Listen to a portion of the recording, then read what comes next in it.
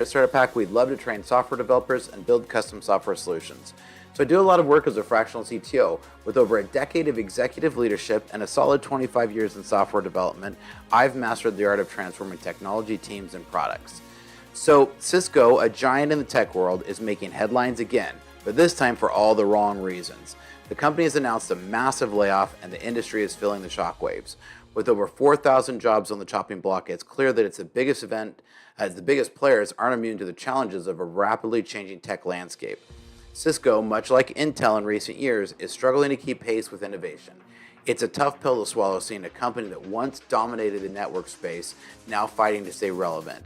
But this isn't just a story about job cuts, it's a wake up for the entire industry. So let's dive into this today.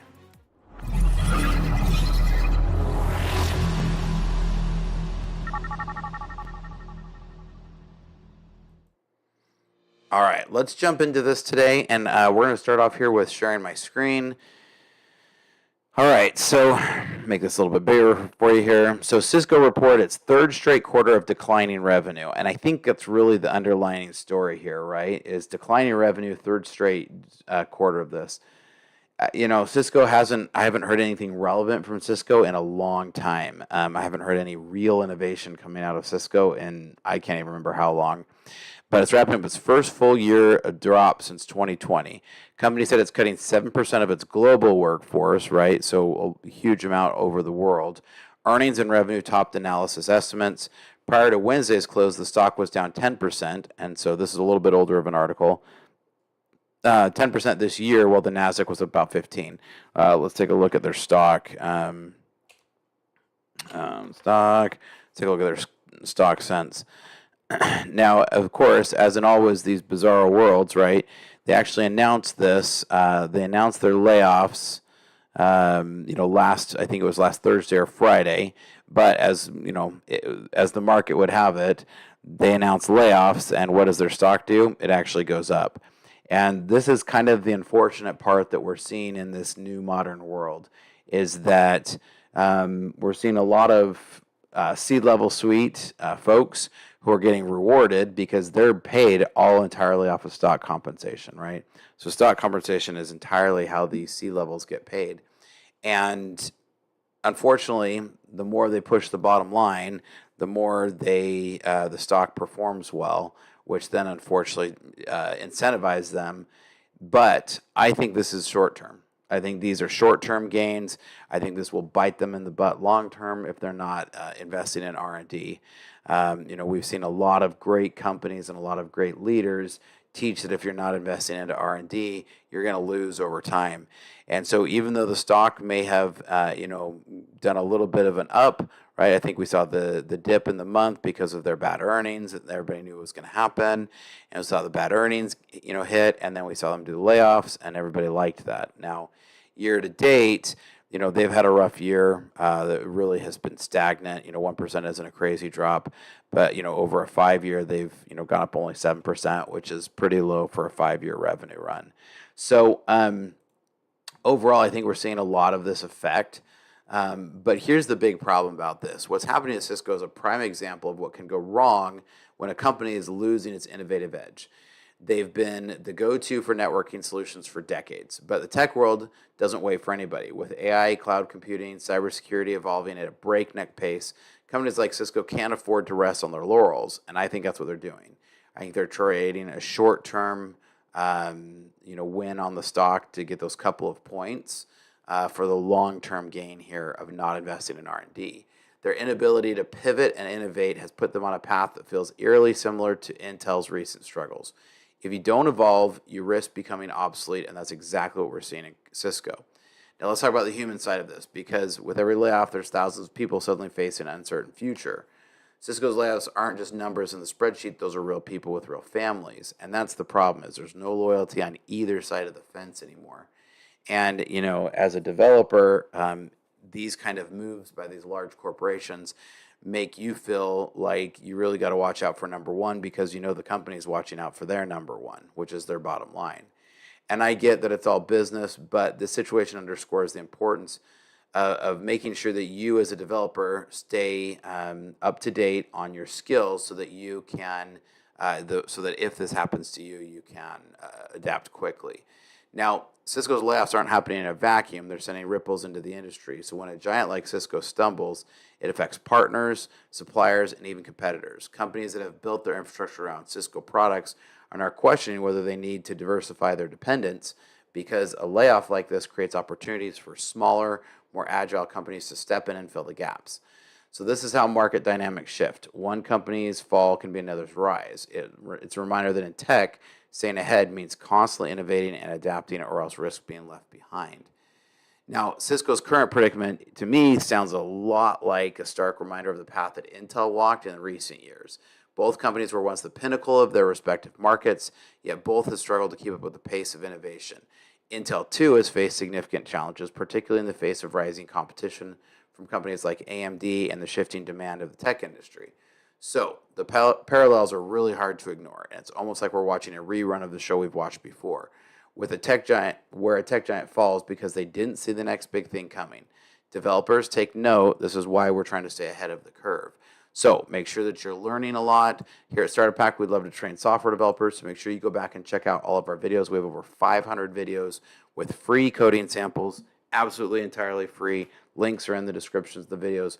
Go check those out because we have tons of different coding samples. So you want to make sure you stay relevant and up to date on your coding, because we bring you a lot of great stuff. So make sure you subscribe. Now, for developers, the Cisco situation is a clear signal that continuous learning isn't just nice to have, it's a must to have. The tech industry moves fast, and if you're not keeping up, you're falling behind. So Cisco's struggles are a cautionary tale for anyone in the industry. The tools, languages, and platforms that are hot today might be obsolete tomorrow. So I remember when Cisco was the big stuff 10 years ago, and now you can really get any kind of competitor networking equipment in the same space for much cheaper. So that's why it's so important to keep learning, experimenting, and pushing your boundaries as a developer. We need to stay curious and adaptable to avoid the pitfalls that have trapped companies. Now, Cisco's layoffs raise questions about the future of networking as a whole. With the rise of AI, edge computing, and new cybersecurity threats, the demands on network technology are evolving rapidly. Cisco has been a leader in the space for so long that it's hard to imagine the industry without them at the forefront. But the reality is that the future of networking may look very different from what we've known. As new technologies emerge, we go into cloud computing, and as we are looking with more remote networks and less, on-premises networks, the new technologies that emerge, other companies like cloud computing companies and other networking companies are beating Cisco at its game. And so the question is can Cisco keep up with them? Now, what we're seeing with Cisco is part of a larger trend among tech giants. As these companies grew large and they got bloated during COVID, during all of the free money, right? We keep talking about that. Free money was handed out to these companies, or either around a 0% loan, even if they didn't necessarily take government subsidies.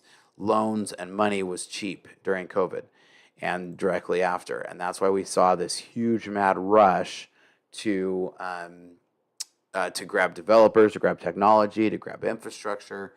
And I think a lot of even the AI boom that we saw during COVID or directly after COVID was a large result of this cheap money. Now, what's going to happen? Kind of two different analogies here. One is that it's a game of Survivor, and we knew that they were going to staff up and then vote people off the island. And some of these companies are really slow moving, right? Cisco and Intel and GM, all of these are big examples of companies that move really slow. So where you saw Facebook and Microsoft and a lot of these other companies start shedding this, these are faster moving technology companies that are staying abreast on technology, but not only that, on business. These companies moved to do layoffs in 2023 and early 2024.